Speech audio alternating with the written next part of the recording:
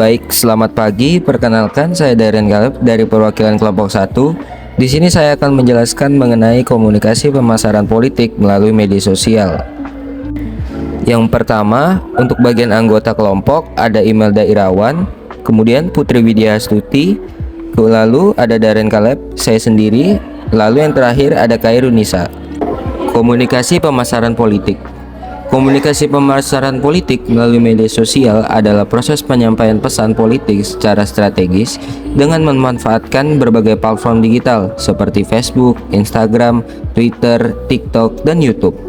Tujuannya adalah untuk membangun citra positif kandidat atau partai politik, menyebarkan program kerja, mempengaruhi opini publik, serta memperoleh dukungan yang luas dari masyarakat. Melalui media sosial, komunikasi politik menjadi lebih interaktif, real-time, dan personal, memungkinkan kandidat untuk menjaga beragam kelompok pemilih secara lebih efektif dan efisien dibandingkan dengan media tradisional. Platform media sosial yang efektif yaitu seperti Instagram, Twitter atau X, kemudian TikTok.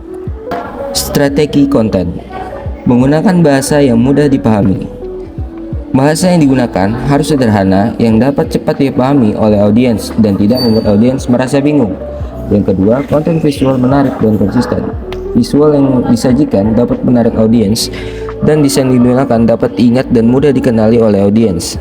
Yang ketiga, storytelling agar menyentuh emosi audiens. Sampaikan pesan melalui cerita agar menyentuh emosi agar audiens merasa lebih terhubung secara personal. Yang keempat, posting rutin dan libatkan audiens. Jadi di setiap konten itu audiens terlibat dalam seperti polling atau voting. Kemudian memposting rutin setiap harinya agar audiens dapat terupdate setiap harinya juga. Mengukur hasil engagement atau interaksi, seberapa banyak orang berinteraksi dengan konten yang kamu posting. Bentuk interaksinya seperti like, comment, share, dan reply. Semakin tinggi engagement berarti kontenmu makin menarik dan membuat orang mau berinteraksi, bukan cuma lewat saja. Kemudian yang kedua itu ada reach, jangkauan. Dari situ jumlah yang akan melihat konten kamu. Kalau kamu memposting sesuatu lalu 5.000 orang melihatnya, berarti reach kamu mencapai sampai 5.000. Reach itu mengukur seberapa luas pesan kamu tersebar. Impression, jumlah total berapa kali kontenmu ditampilkan, termasuk ke orang yang sama berkali-kali.